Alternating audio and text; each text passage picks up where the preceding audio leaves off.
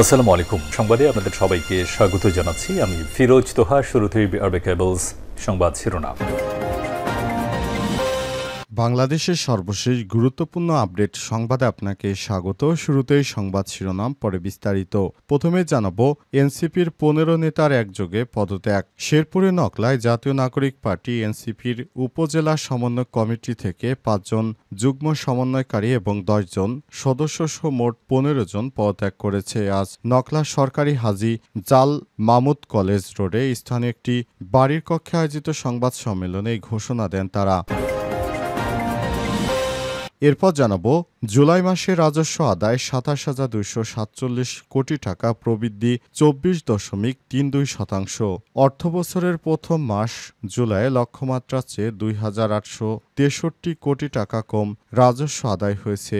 এই সময়ে ২৭,২৪৭ কোটি টাকা রাজস্ব আদায় করেছে জাতীয় রাজস্ব বোর্ড এনবিআর, যদিও বছরের ব্যবধানে রাজস্ব আদায় বেড়েছে ২৪.৩২%। এদিকে কলকাতায় কেমন যাচ্ছে আওয়ামী লীগ নেতাদের দিনকাল, জানালেন বিস্তারিত। বাংলাদেশে শেখ হাসিনা সরকার পতন এবং তার ভারতে নির্বাসনের পর ১ বছরের বেশি সময় কেটে গেছে। এ সময়টাতে আওয়ামী লীগের শীর্ষ নেতারা কলকাতার নিউ টাউনে অফিস গড়ে তুলেছেন, নতুন এক জীবনযাত্রা শুরু করেছেন। তারা সকালবেলায় নামাজ, জিমে অনুশীলন, অনলাইনে মিটিং এবং এর ফাঁকে ফাঁকে কেউ কেউ সময় বের করছেন ব্যক্তিগত জীবন গোছানোর জন্য। ভারতীয় সংবাদ মাধ্যম দ্য প্রিন্টকে সাবেক তথ্য সম্প্রচার প্রতিমন্ত্রী মোহাম্মদ এ আরাফাত বলেছেন, বাংলাদেশে শেখ হাসিনার বিদায়ের পর থেকে অন্ধকারে নিমজ্জিত আমরা দেশটাকে আবার আলোতে ফিরে আনার জন্য চেষ্টা করছি।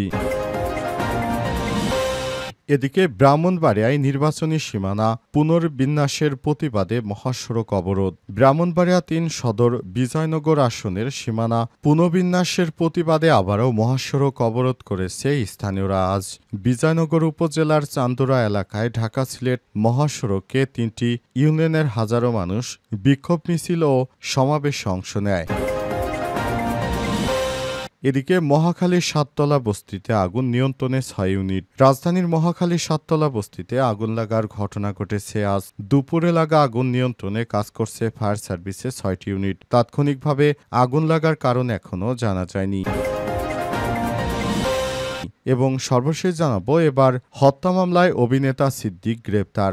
গত বছরের জুলাই গণঅভ্যুত্থানের সময় রাজধানীর গুলশান থানার শাহজাদপুর এলাকা থেকে পারভেজ হত্যা মামলায় নাট্য অভিনেতা সিদ্দিকুর রহমান সিদ্দিককে গ্রেপ্তার দেখিয়েছে আদালত। আজ ঢাকার অতিরিক্ত চিফ মেট্রোপলিটন ম্যাজিস্ট্রেট জাকির হোসেনের আদালত অভিনেতা সিদ্দিকের গ্রেপ্তারের আবেদন মঞ্জুর করেছেন। প্রিয় দর্শক, এতক্ষণ শুনছিলেন সংবাদ শিরোনাম, এবারে বিস্তারিত।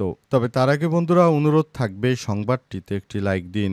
এই চ্যানেলে আপনি নতুন হয়ে থাকলে আমাদের সংবাদটি দেখতে দেখতে চ্যানেলটি সাবস্ক্রাইব করে রাখুন। কমেন্টে বন্ধুরা আপনার মূল্যবান মতামত জানিয়ে দিন আপনি বিশ্বের কোন দেশ থেকে বা বাংলাদেশের কোন স্থান থেকে আমাদের সংবাদটি দেখছেন এবং শুনছেন। আর বন্ধুরা, কমেন্টের মাধ্যমে আপনার মতামত জানিয়ে দেওয়ার পাশাপাশি জানিয়ে দিন আপনি বিশ্বের কোন দেশ থেকে বা বাংলাদেশের কোন জায়গা থেকে আমাদের সঙ্গে কানেক্টেড রয়েছেন। এনসিপির ১৫ নেতার একযোগে পদত্যাগ। শেরপুরে নকলায় জাতীয় নাগরিক পার্টি এনসিপির উপজেলা সমন্বয় কমিটি থেকে ৫ জন, যুগ্ম সমন্বয়কারী থেকে আরও ১০ জন সদস্য সহ মোট ১৫ জন পদত্যাগ করেছেন। আজ রাতে নকলা সরকারি হাজী জাল মামুদ কলেজ রোডের স্থানীয় একটি বাড়ির কক্ষে আয়োজিত সংবাদ সম্মেলনে এই ঘোষণা দেন তারা। পদত্যাগে যুগ্ম সমন্বয়কারীরা হলেন মোহাম্মদ মমিনুল ইসলাম আরব, মনিরুল ইসলাম মনির, সিরাজুল ইসলাম সোহাগ, রাশিদুজ্জামান রাসেল ও জসিমউদ্দিন। আর পদত্যাগকারী সদস্যরা হলেন মোহাম্মদ দেলার হোসেন, সোলরানা, জাহাঙ্গীর আলম, সোহাগ মোল্লা, আলামিন মিয়া, রতন মিয়া, নাজমুল হাসান, সুমন মিয়া, আরিফ মিয়া এবং সাদেকুল ইসলাম শান্ত। পদত্যাগের পত্রে নেতারা লিখেছেন, সম্প্রতি ঘোষিত নকলা উপজেলা সমন্বয় কমিটি অযোগ্য, অনাদর্শিক এবং সামাজিকভাবে অগ্রহণযোগ্য। প্রধান সমন্বয়কারীর নেতৃত্বে গঠিত হওয়ায় আমরা কমিটি প্রত্যাখ্যান করেছি। সেই সঙ্গে কেন্দ্রীয় আহ্বায়ক কমিটির আহ্বায়ক ও সদস্য সচিব বরাবর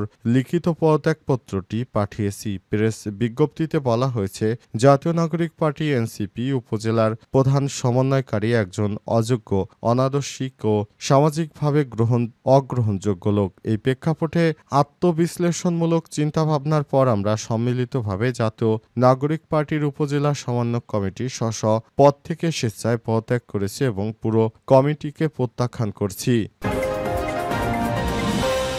জুলাই মাসে রাজস্ব আদায় ২৭,২৪৭ কোটি টাকা, প্রবৃদ্ধি ২৪.৩২%। অর্থবছরের প্রথম মাস জুলাই লক্ষ্যমাত্রার চেয়ে ২,৮৬৩ কোটি টাকা কম রাজস্ব আদায় হয়েছে। আর এই সময়ে ২৭,২৪৭ কোটি টাকা রাজস্ব আদায় করেছে জাতীয় রাজস্ব বোর্ড এনবিআর। যদিও বছরের ব্যবধানে রাজস্ব আদায় বেড়ে ২৪.৩২% হয়েছে। জাতীয় রাজস্ব বোর্ডের সর্বশেষ প্রতিবেদনে বলা হয়েছে, জুলাইয়ে রাজস্ব আদায়ে প্রধান তিন খাতের মধ্যে কাস্টম থেকে এসেছে ৯,৬০১ কোটি টাকা, পাশাপাশি ভ্যাট থেকে ১১,৩৫২ কোটি এবং আয়কর থেকে ৬,২৯৪ কোটি টাকা রাজস্ব আদায় করা হয়েছে। আর সবথেকে বেশি ভ্যাট আদায়ের প্রবৃদ্ধি ৩২.৩২%। এর আগে গত অর্থবছরে জুলাইয়ে রাজস্ব আদায় হয়েছিল ২১,৯১৬ কোটি টাকা। ওই সময় আন্দোলনের কারণে রাজস্ব ব্যাঘাত হয়েছিল। রাজস্ব ব্যাঘাত হওয়ার কারণে সে সময় সঠিকমতো রাজস্ব আদায় করতে পারেনি বিগত পলাতক স্বৈরাচারী শেখ হাসিনা সরকার। কারণ তার সময় ব্যাপক হারে দেশজুড়ে আন্দোলন ও সহিংসতা ছড়িয়ে পড়ে, কারণে তখন ঠিকমতো তারা রাজস্ব আদায় করতে পারেনি। কিন্তু এখন অন্তর্বর্তীকালীন সরকারের প্রধান উপদেষ্টা দায়িত্ব গ্রহণ করার পর দেশ স্থিতিশীল থাকার কারণে আগের বছরের তুলনায় রাজস্বের পরিমাণ অনেক বেড়েছে। এমনটাই জানিয়েছে জাতীয় রাজস্ব বোর্ড এনবিআর এর কর্মকর্তারা। তারা আজ বিষয়টি নিশ্চিত করে সংবাদ মাধ্যমে জানিয়েছে। কলকাতায় কেমন যাচ্ছে আওয়ামী লীগ নেতাদের দিনকাল? বাংলাদেশে শেখ হাসিনা সরকারের পতন এবং তার ভারতে নির্বাসনের পর ১ বছরেরও বেশি সময় কেটে গেছে। এই সময়টাতে আওয়ামী লীগের শীর্ষ নেতারা কলকাতার নিউ টাউনে গড়ে তুলেছে নতুন এক জীবনযাত্রা। কালবেলার নামাজ, জিমে অনুশীলনে, অনলাইন মিটিংয়ে এবং এর ফাঁকে কেউ কেউ সময় বের করছেন ব্যক্তিগত জীবন গোছানোর জন্য। সকালবেলার এক সংবাদ মাধ্যমে কালবেলা বিষয়টি নিশ্চিত করে। ভারতীয় সংবাদ মাধ্যম দ্য প্রিন্টকে সাবেক তথ্য সম্প্রচার প্রতিমন্ত্রী মোহাম্মদ এ আরাফাত বলেন, বাংলাদেশে শেখ হাসিনার বিদায়ের পর থেকে অন্ধকারে নিমজ্জিত। আমার এখন একটাই লক্ষ্য, দেশকে আবার ঠিক পথে ফেরানো। কলকাতায় প্রবাসী আওয়ামী লীগের নেতারা আরও জানিয়েছেন, ২০২৪ সালের ৫ই আগস্ট ছাত্র আন্দোলনের পর শেখ হাসিনা দেশ ছাড়েন। এরপর থেকে প্রায় সাবেক মন্ত্রী, এমপি, যুবলীগ ও ছাত্রলীগের নেতাকর্মী এবং আওয়ামী লীগের সমর্থনকারী সরকারি কর্মকর্তারা সহ প্রায় ১৩০০ ব্যক্তি ভারতে এবং অন্যান্য দেশে নির্বাসনে রয়েছেন। কলকাতার নিউ টাউন এলাকায় বেশিরভাগ নেতা ভাড়া অ্যাপার্টমেন্টে থাকছেন। এলাকাটি শপিং মল ও বিমানবন্দরের কাছে হয় এটি হয়ে উঠেছে তাদের জন্য নিরাপদ ঠিকানা। প্রতি ফজরের নামাজ, জিম বা হাঁটাহাঁটি, দুপুরে খানিক বিশ্রাম, আবার সন্ধ্যায় অনলাইনে মিটিং করে দিন কাটাচ্ছেন পলাতক আওয়ামী লীগের নেতাকর্মীরা। ব্রাহ্মণবাড়িয়ায় নির্বাচনী সীমানা পুনর্বিন্যাসের প্রতিবাদে সড়ক অবরোধ। ব্রাহ্মণবাড়িয়া ৩ সদর বিজয়নগর আসনের সীমানা পুনর্বিন্যাসের প্রতিবাদে আবারও মহাসড়ক অবরোধ করেছে স্থানীয়রা। আজ বিজয়নগর উপজেলার চান্দুরা এলাকায় ঢাকা সিলেট মহাসড়কে ৩টি ইউনিয়নের হাজার হাজার মানুষ বিক্ষোভ মিছিল ও সমাবেশে অংশ নিয়েছেন। সর্বদলীয় সংগ্রাম কমিটির আহ্বায়ক ইমাম হোসেনের সভাপতিত্বে সমাবেশে বক্তারা অভিযোগ করেছেন, নির্বাচন কমিশন গত 10 জুলাই জারি করা প্রজ্ঞাপনের মাধ্যমে হরসপুর, চান্দুরা ও বুধন্তি ইউনিয়নকে ব্রাহ্মণবাড়িয়া ৩ সদর বিজয়নগর আসন থেকে বাদ দিয়ে ব্রাহ্মণবাড়িয়া ২ আসনের সঙ্গে যুক্ত করেছে।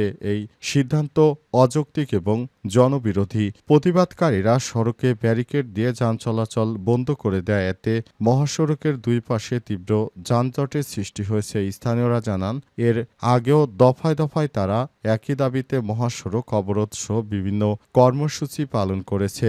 এ অবস্থায় তারা এখনও তাদের সেই অনাকাঙ্ক্ষিত কর্মসূচি পালন করে যাচ্ছে, যেটা কোনোভাবেই গ্রহণযোগ্য নয়। যে ধরনের কর্মসূচি তারা পালন করছে এবং এলাকার সবকিছু তারা তাদের মনমতো করার চেষ্টা করছে, এটা আইনিভাবে গ্রহণযোগ্য নয় বলে নির্বাচন কমিশনের পক্ষ থেকে বিষয়টি নিশ্চিত করা হয়েছে।